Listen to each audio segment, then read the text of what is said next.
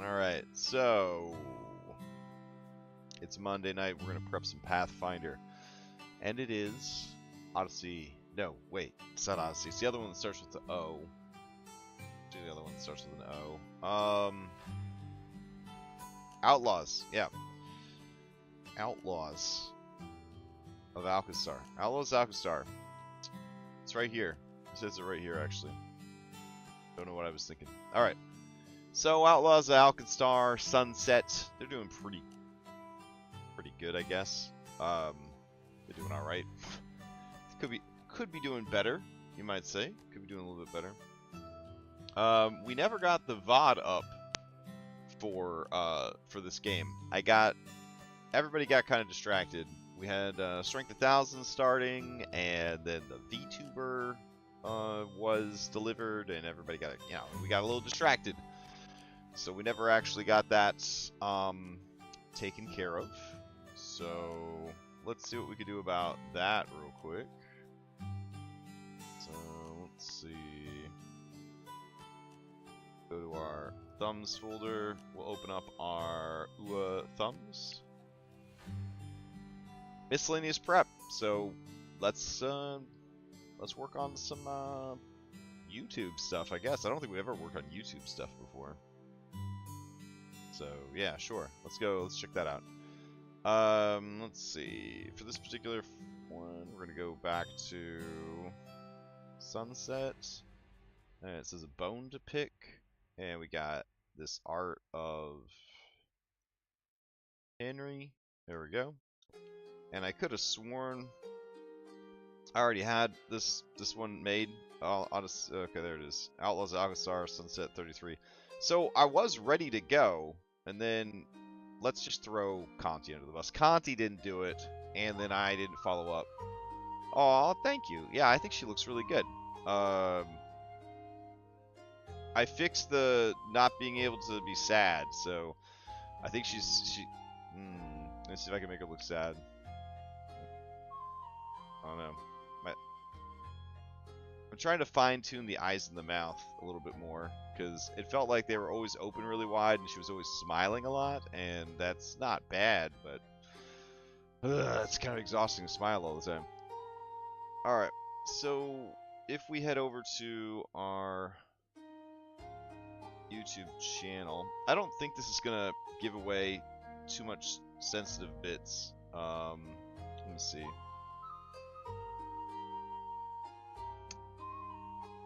Where's last week's? Alright, here we go. So this is kind of what it looks like behind the scenes of like a YouTube video. My head's blocking everything, but we're gonna take this information and we're gonna apply it to the video that just got uploaded super late. Right. So we would go and replace the title with this, and then instead of doomed, it would say a bone to pick. Then we go in here and we grab all the tags, and the tags help with SEO, which is search engine optimization. They obviously don't help too much because our channel's like, I mean, it's just not very, it's not very blown up. I don't know. I don't know if we're supposed to run ads or something. It beats me. Then we go here and we pick the playlist. So we want it to be on Sunset. Then we go here and we go and we grab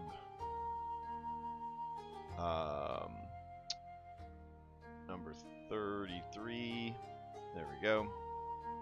And then we just copy pasta our text.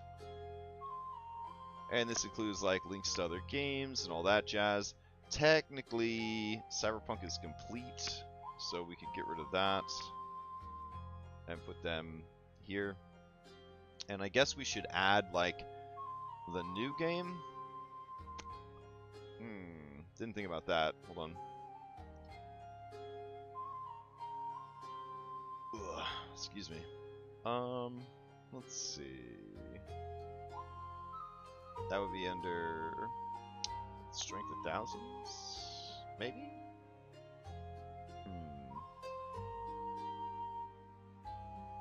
Oh, maybe I haven't done one for Strength of Thousands yet. I could have sworn we had. Let me see.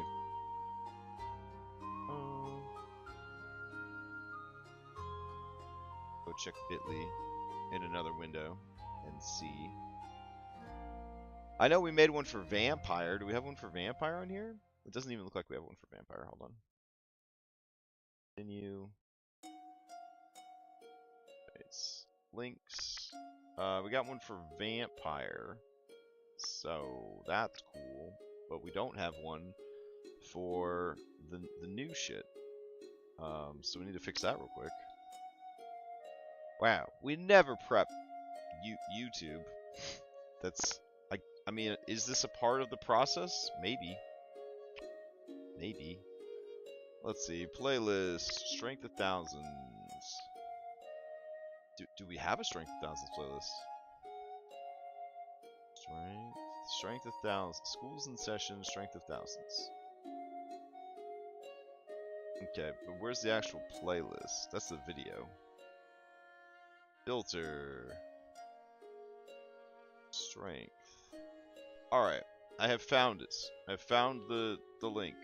Alright, so we're going to take it over to Bitly and we're going to make a shortened link. I like to use Bitly because I've just been using them for a really long time. Strength of Thousands. Oh, it already gave it a name. Gosh, how wonderful. Alright, custom backend. What do we want to call this one?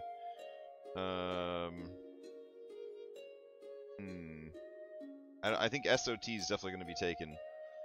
SO 1000. Let's see if that's taken. Create. Nope, that's taken.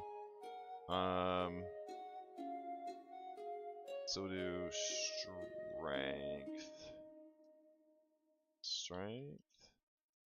of 1000. Let's see if that works. Create. Nice. Alright. So now we have Strength of Thousands. So active campaign. Strength of Thousands. Paste that bad boy in. What's a good emoji for... SOTs was already taken, bro. It's called Sea of Thieves. The real SOT. Sea of Thieves. Sorry, man. It's been around for like 6 years. Alright, let's see. Maybe a book? A book is kind of nerdy. Is that... Alright, let's see. Book emoji. We haven't done a book emoji yet. Alright, stack of books. Man, what a nerdy-ass campaign. Damn. Alright. And then we need to grab the vampire, so I'll trade the other entry for this vampire entry. Bro, Dom, we run a lot of games. Like, look at all these games, man. This is a lot of games that we run. Look at all this. We got Strength of Thousands, Outlaws of Alkenstar Sunset, Outlaws of Alkenstar High Noon, Curse of Strahd Nightfall, Curse of Strahd Daybreak, Mythic Odysseys, Vampire the Masquerade. That's what's going right now. That's what's cooking right now. Then we got Cyberpunk Red with DM Dom, Pathfinder 2 Abomination Vaults with GM Ashwin, Odyssey of the Dragon Lords, Red Hand of Doom Remix, which I hate that Red Hand just never has a capital H. It just never does. Makes me so mad. Monster Hunter Molten K with DM Dom, Wild Beyond the Witchlight, Skull and Shackles, Rime of the Frostmaiden. I guess we should say with GM Dom on that one too, in case there's like Dom fans, like people that are just here for the DM Dom vibes. There we go. Let's see. I'll go ahead and replace that in the other window as well. Let's see. Acquisitions Incorporated, Storm King's Thunder, Evil Tides of Saltmarsh Sun, Evil Tides of Saltmarsh Moon, Red Hand of Doom, and Scales of War, West Marches of Phandalin, Hero Quest 5e, and Assorted One-Shots. Are we forgetting anything? I don't think we're forgetting anything. God damn, that's a lot. Alright, excellent. We don't monetize these, so we're just gonna choose off. And then video elements, checks, visibility. This one can just go because it's like 5 days late or something. And close. Wonderful. Alright. So now that we have our video up 5 days late, we can work on our prepping. Prepping time. Okay. Extra life playlists. Funny story. Funny story about Extra Life. I couldn't get YouTube to accept any of the videos, and then I didn't want to chop it up myself. So it never happened.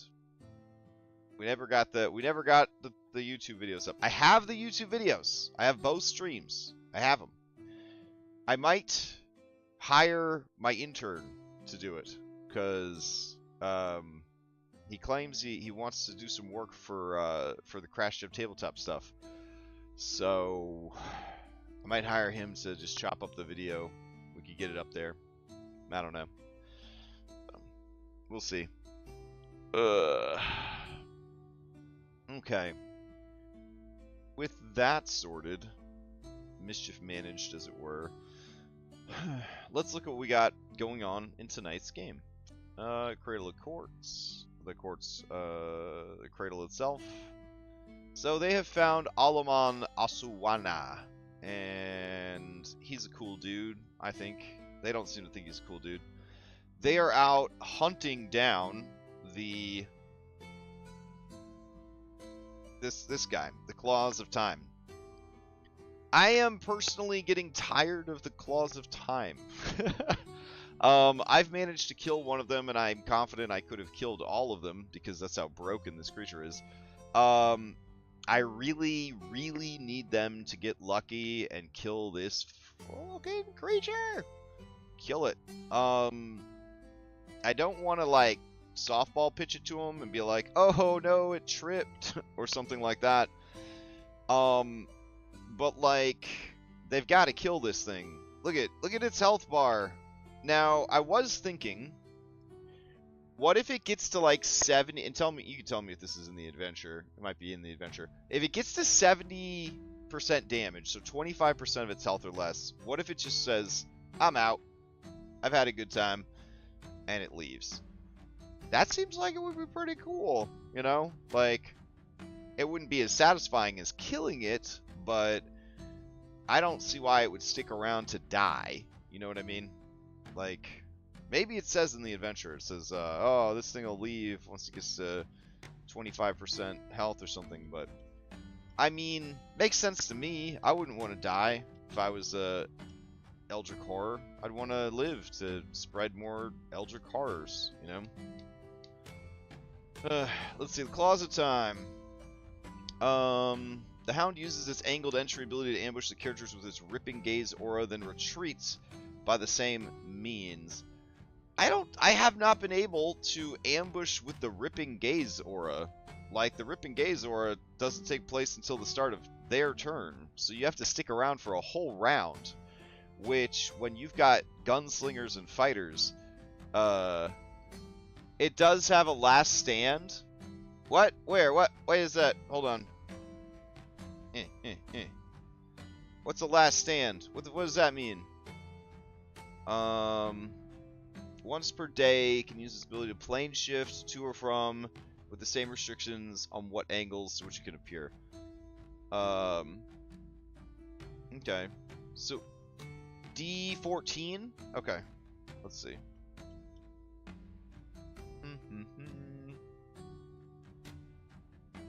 Yeah, I really want it to just leave at a certain point. D14, Hall of Crystal. This long hallway appears more like a natural fracture in the rock than a corridor. created by design. The eastern wall is covered with a giant hexagonal prisms more than a foot across and several feet long, ending in six-sided pyramids that cover the wall in glittering, razor-sharp points. The many-colored crystals appear to grow directly from the wall in a jumbled arrangement. This is the first portion of the cradle, of course, discovered by Harcourt the Fisher over a century ago. Harcourt stumbled into the caves from a small sinkhole atop the cliffs and discovered a stunning wall of quartz that captured his heart and imagination. According to Harcourt, he spent many moons in these caves, though when he emerged, it was as if no time had passed at all. The wanderer's tale eventually reached the Temple of Bride, though dazzling. The crystal wall here is that no creatures dwell here, but if the party makes it here and the Colossus Time hasn't made its final attack, it does so now. Okay, so, whoops, we missed that. Alright, so I'm going to have the combat that we're currently in, that's its final stand. And then I'm going to say that if it gets to 25% or less health, it's going to fuck off. And I think it'd be kind of cool, hear me out. Hear me out. What if it left some kind of eldritch horror item behind? Are there any cool occult magic items that we could drop for them? Let's see. Pathfinder 2E. Wait. Why don't we try to use the tools that actually exist in the game? So, compendium browser, equipment. There we go. Consumable. And level. And I guess, are there any other filters we can do? Rare and uncommon.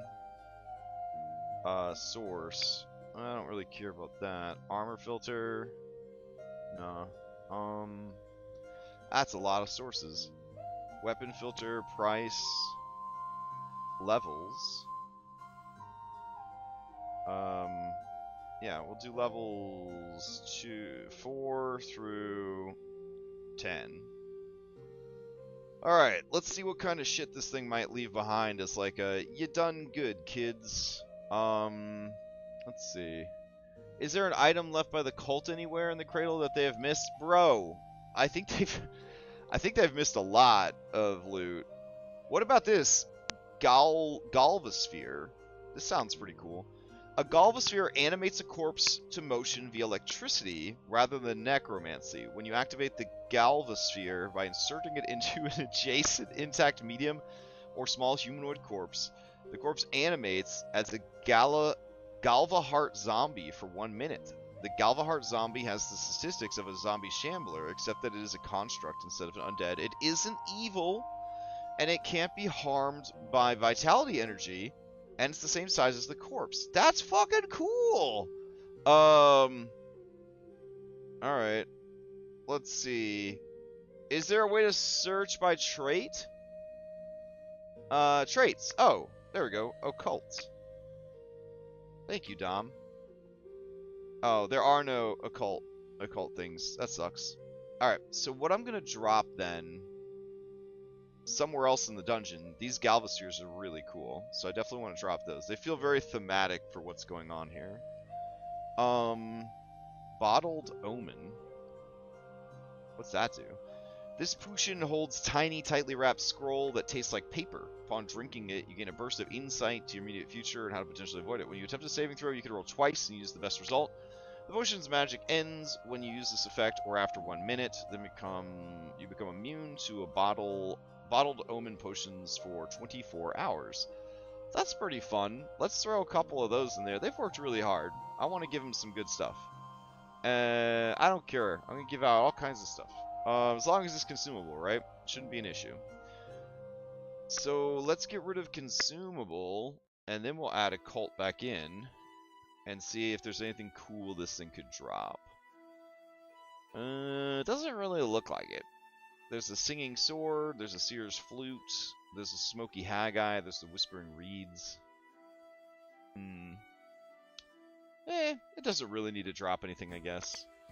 Thought it'd be kind of neat, but...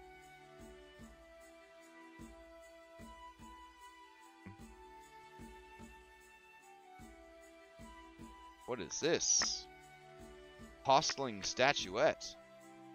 This soapstone statuette resembles an unidentified lump with a vaguely animal shape worn on a band or cord around the companion's neck.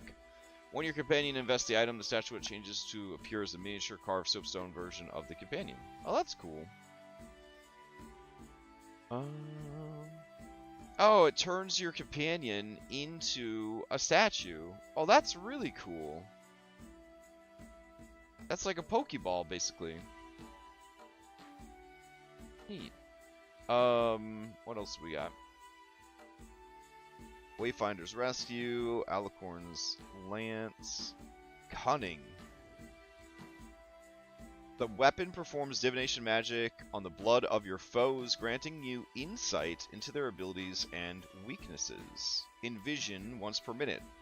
On your previous action this turn, use this weapon to hit and damage a creature that has blood or other vital fluids. You learn the secrets the weapon gleaned from the creature's blood. Attempt to recall knowledge about the target of the required attack.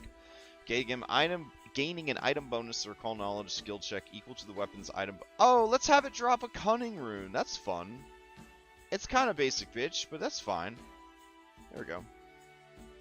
Bloop. Drop that bad boy. Alright. Yeah, I think that's really cool. We'll just have it drop that. That's fine. Alright, so with that, that'll be like... That's going to be the session, right? It's going to put up its final stand. It's going to fuck off at 25% or less health. Basic math skills. What is 25% of 150? 30, so less than 38 hit points. So when this dude is at 38 hit points or less, so like pretty much one more solid hit, and this thing is going to call it quits. That's cool. Alright. It does need to cast that spell, so it's still not going to want to get too close to Henry. So it's gonna be playing some fucking games there. And they've got to deal with these monsters who, against 2 skeletons and no divine spellcasters, are kind of a joke. But that's okay. And then, let's see. At that point, this place would be their oyster. They could wander around. He's going to use the parts to rebuild the Sphinx. They're going to fly the Sphinx back to the airship. They're going to get in the airship after they fix the airship, and then they're going to fly back home. On the way home, they're going to get attacked by the Chimera in a rematch, and they're going to kick the Chimera's butthole in. At least that's what I'm hoping. And then that finishes up this book, I believe. Nope, not even close. This is the longest book in the trilogy. So returning to Alkenstar. When Kosawana hears the party arrive via airship and must return to the broken down vessel to return to Alkenstar, the ex-priest shows a rare spark of enthusiasm. With or without prompting, he gathers some tools and spare parts left in the Cradle of Quartz, and then waits at the temple's entrance until the player characters are ready to depart. The return journey through the Spellscar should proceed without incident, as the players have already dealt with location-based encounters along the route. You might introduce a random encounter if the party is a bit short on XP. When they arrive at the crash site, the party sees a huge array of furniture sitting in the middle of the desert next to the airship. The engineers patch the gas bags as much as possible and stripped out any unnecessary weight. Kosawana helps Captain Winslow and any surviving crew members repair the clockwork engines. Depending on how long the character's journey to the Cradle of Quartz took, the crew might be fed up with one another or starving. In a worst case scenario, only Winslow is left. Oh no. If the ship is short on supplies, Winslow might ask the characters to find food or water while she and Kosawana work on the ship. Kosawana and Winslow hit it off as repairs progress. The two have much in common, and both need a reason to get up in the morning. Aww. After 2 days, the second kiss is repaired enough to lift off and limp back to Pilot Square over the course of 4 days. Take this opportunity to introduce another random combat encounter if they need any more XP to reach level 7 before the start of the next chapter. Okay. So schedule-wise, we're looking at what are we looking at schedule-wise? Okay. I'm going to have the thing attack pretty quick after they get airborne. And then they defeat it.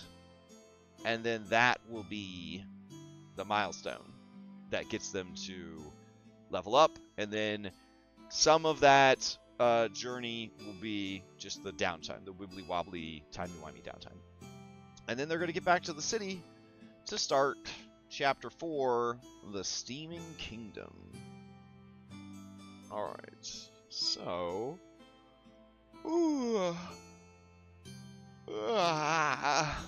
sorry, a little sleepy. Not feeling 100%, so... Okay.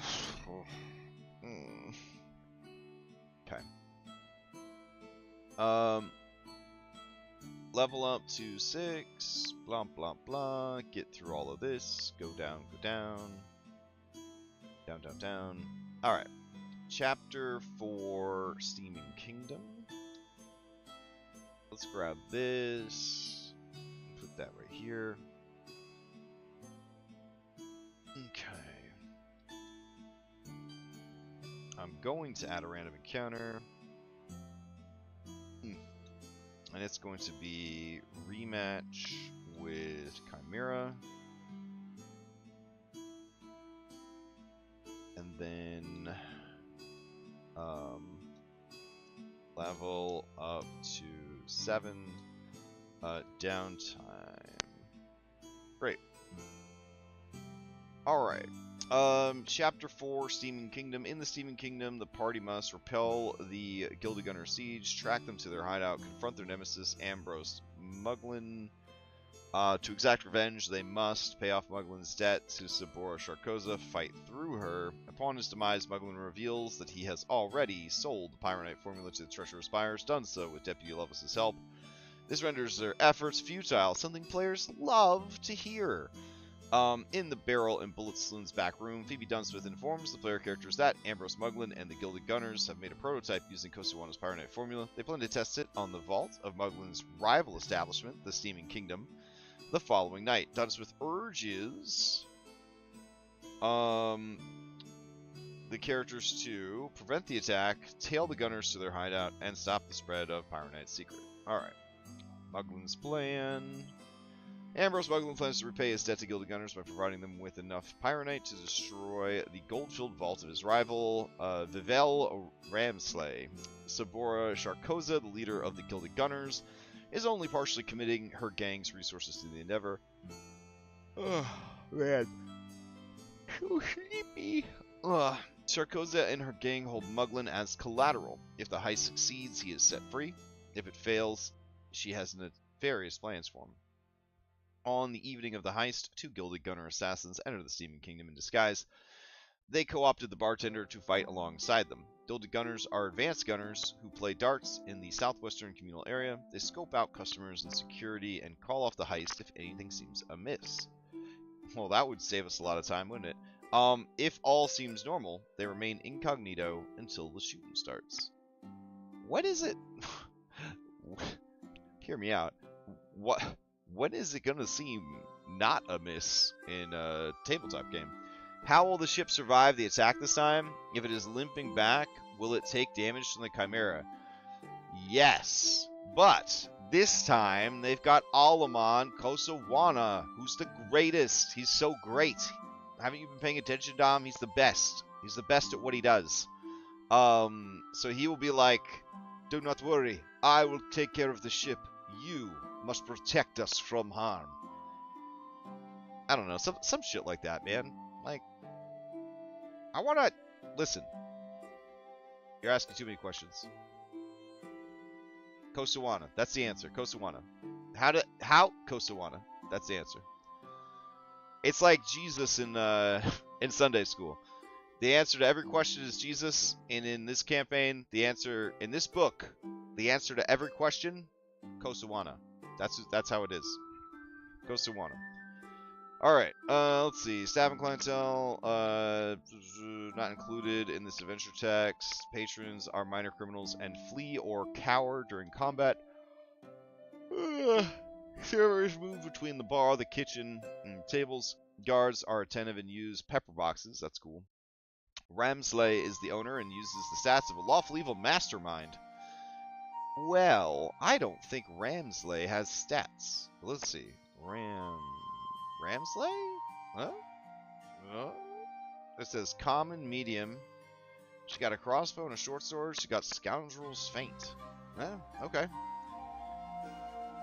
What alignment did they say that she is? Chaotic evil? Damn. Okay. Oh, lawful evil. Alright. That checks out. Weapons and armor. Environment. Ceilings 10 feet high with pipes of steam jutting out. I cannot stop yawning. Oh my god. Ugh, I'm gonna have to figure something out before the game starts. Let's see. The door to the Steam Kingdom is made of reinforced wood with south common area, staging, baths, kitchen, storage, private suites. Man, I think we got this. Gilded halls. Buglin makes his move. We've read all this a million times. We should be fine. We should be fine as long as we don't fall asleep at the table, at the chair, in the chair. That would be really bad if we fell asleep, which I think might actually happen because I am feeling that under the weather. Oh my god! If I didn't have so many meetings tomorrow, I might call out. I'm just feeling like crap. Ugh. Okay. Bleh. So, cutscenes. That's something else I wanted to look at. Spellscar Desert, Summary. Hey, we don't need that right now. Alright, let's see. Maybe it's the music. You're right. Maybe it's the music. Hold on. It seemed like good music to have on in the background, but now that you mention it, it is making me kind of sleepy. Alright. Something. Alright. Okay. Get a little drink.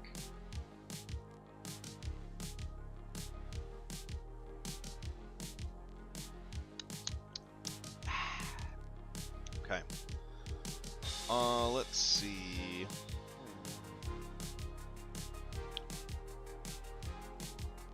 Cutscenes. Excellent. Alright, Chapter 2, Chapter 3, Book 2, Chapter 2, Searching the Spellscar Desert, Chapter 3, Cradle of Courts.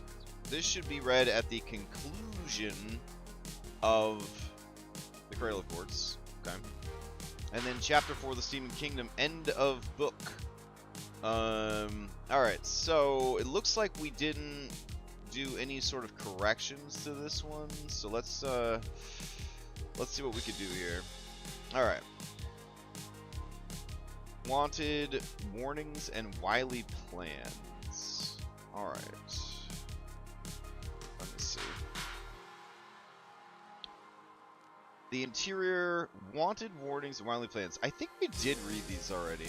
The office blends rustic charm and functional orderliness. Some means Angelique Loveless formal. Sits relaxed at her desk.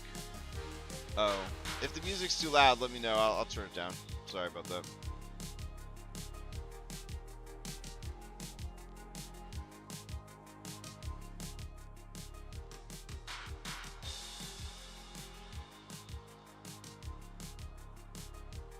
Wait, which music do you want? You want the current music or you want the sleepy music? Because that sleepy music I linked on the server.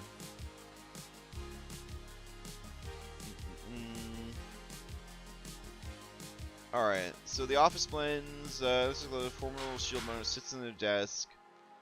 Yeah, it should be linked on the server under like GM resources or something. Okay.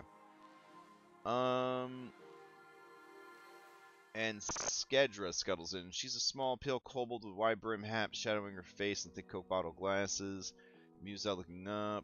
She places the posters on her desk with reverence that borders on fear. Loveless swings her feet off the desk. leans forward and examines the samples. The camera angle shifts to a top-down view of the desk, showcasing the vivid wanted posters with artistically exaggerated depictions of the heroes, their alleged crimes, blah blah blah. Alright, with Muglin out of the picture, we're stepping into the spotlight. These posters, blah blah blah. The Pyro Knight Captain leaning back off in his smirk. It's ready. The buyers are en route. Skedra, we're not just selling them explosives. Dismiss. We're not just selling them explosives, we're offering them power. That's the draw. They can't stop now, and neither can we. Yeah. So we've done this one. Alright, so we've got 12 minutes. I wouldn't mind, while we have this document open, coming up with another one. Alright, so we got book 3, which is right here. The Smoking Gun.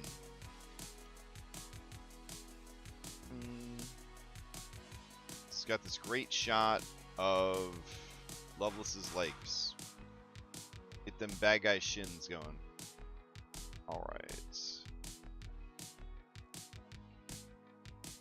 Such a cool looking, like, picture. I don't know if it actually plays out like that in the scene, but it sure looks cool.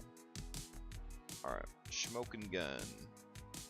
Alright. From the Darby Archives. Book 2 cutscenes, Chapter 3, Book 2, Book 3, future editing pending, Post-Chapter 1, Post-Chapter 2, Post-Chapter 3 wrap-up, options outside of the stagecoach stick-up, sewer entrance at the event, that the use log blows up the cannon at the gunworks, the events after it needs some adjustment, you get the party needing to repair the cannons as the ogre assault happens.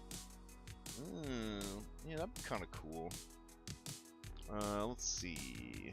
Grand Duchess approaches the party, directly explains the situation has become dire. To find Lovelace and the Pyro Knight buyers, they must investigate Lovelace's headquarters and Shield Marshal's vaults. Who knew too much about the party's best lead takes them to the gunworks far west of Alkenstar. Oh, you have an update? Where's the update at? Let me see. I'm heading over to Outlaws right now. Scrolling up. Just looking for Darby stuff. Alright, Darby. Oh, this is where we talked about the Kosawana stuff. That's fine. We got all that sorted out. And then... is it pinned? Let's see. Nope. There's just a dinosaur and some notes. Okay. I mean, if you got something fresh, let me know. Yeah, you can search it via book. Okay. Control F, book. Alright, there we go. Book. It's in the bio in the back of book 3. Okay, updated cutscenes for book 3. Here we go. Alright. So, let's see. Alright. General notes. Best book, in my opinion, with some great encounters. Lot of villain actions are rushed here, and reasoning for them hidden in big blocks of text. Chapter 1 Gunworks sells firearms and up.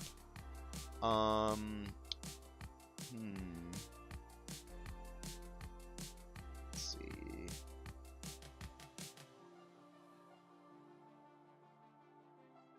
Okay, then we got cutscenes updated. There we go.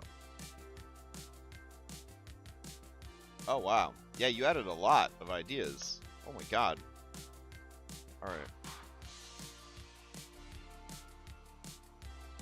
Okay. Heads up. Parsis knows Toxic Cloud, which has the death trait. Yeah. Yeah, that's not good. Okay.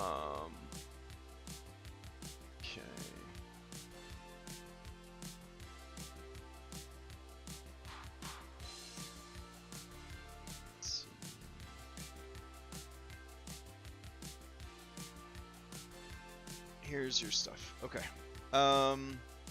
Been thinking a lot on what I would want shown if I was doing a group through Outlaws. Loveless and Ebrium's actions should be hidden at this point in the story. Parsis is who I think the cutscene would focus on, as to put a meta doubt in the players to maybe not kill him in Chapter 2 as he leads the campaign. Archetype and gear if not killed. Parsis in a large room, sounds of water heard splashing in the background as Parsis unfolds a letter by candlelight in the darkness. Parsis sneers in disgust as he puts the letter to the flame. Find profit in Alkenstar from a Nebgex war, she says. Is Parsis a girl? What? I thought Parsis was a dude.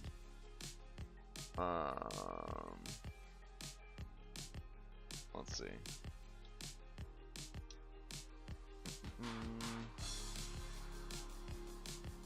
I mean, it doesn't really matter, but... Oh, he is a man? Okay. Yeah, I thought he was a dude. Let's see. If you don't want to appear, Gargantuan Cannon, possible play.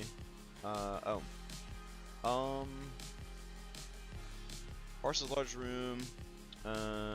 Sister just shipped me off to hide father's embarrassment.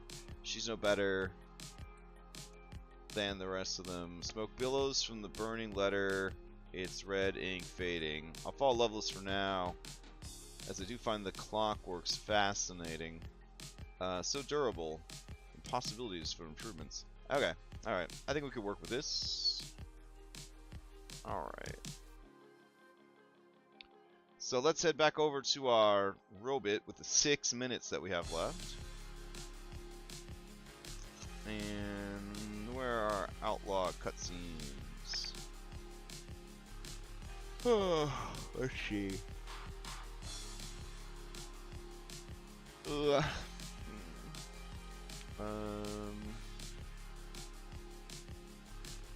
Brooding, rock names, Clockwork Spider, Clockwork Troll, expand Outlaws of Alkenstar. Yeah, there we go. Okay, we need another TV/movie script for our Outlaws of Alkenstar game. This is a Pathfinder 2E adventure set in a clockwork and steampunk infused Western fantasy setting. The adventure is a crime drama as covered in previous scripts we have written together. Continue to be inspired by Deadwood and let's see, by HBO's Deadwood and Netflix's Arcane series. Okay. The scene features a mysterious, pale man wearing steampunk goth Victorian clothing. Let's see. This man is Parsis, a clockwork animator, necromancer, half vampire, spy, reluctantly working for Loveless. Period. Space. Oh yeah, absolutely. Okay. Parsis is in a large room.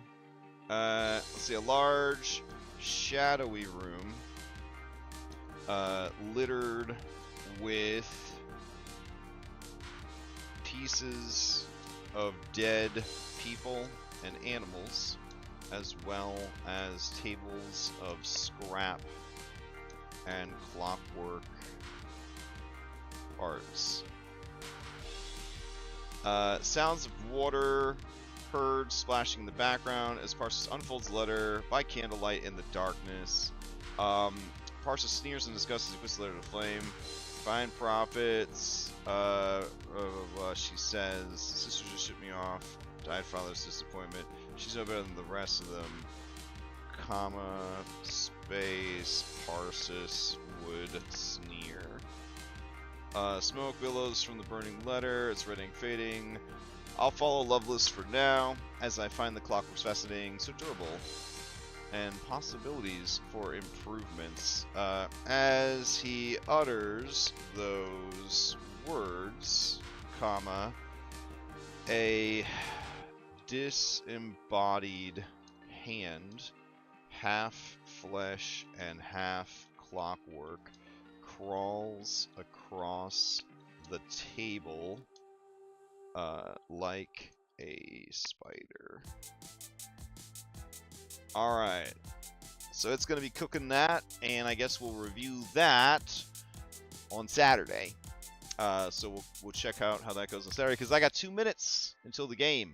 So thank you everybody for hanging out. Tomorrow night is Strength of Thousands. If you want to watch tonight, Cryptic Muffin is going to be streaming. Conti does not have reliable internet tonight. It's got bad storm in his area and a crappy internet provider, so Cryptic Muffin, who plays Jericho Darling, is going to stream tonight. Tomorrow we got Strength of Thousands, Session 2. We're going to do some Kingmaker prep tomorrow. Nothing going on Wednesday, I don't think. Maybe I'll sneak in some Baldur's Gate 1 before the classic Curse of Strahd. Thursday, we got Curse of Strahd Nightfall. Friday, I'm going to try to convince Dom that we should do a vodcast about mini-games. Pathfinder got shitload of mini-games, but Final Fantasy has a lot of mini-games, and I'm sick of them. I'm tired of mini-games. So I want to talk about mini-games, and when are they good? When are they bad? When do you have too many mini-games? So we'll see if we can get that going on Friday. Saturday, Outlaws High Noon. They should be finishing up their time in the desert, I think, and then arriving at the Cradle of Courts. Sunday morning, we got Curse of Strahd Daybreak, which is just an absolute disaster. So if you're into that, it's getting pretty good. I mean, it's been pretty good the whole time, but it's getting pretty good. And then Sunday night, we got Mythic Odyssey, which I had to donate $100 to charity this morning because they did the thing that I didn't think they were going to do. So we did that thing. I'm still shocked. And then yeah, and then Monday we'll be back here. So hope everybody has a good week. I gotta go run my game, and I'll see you next time.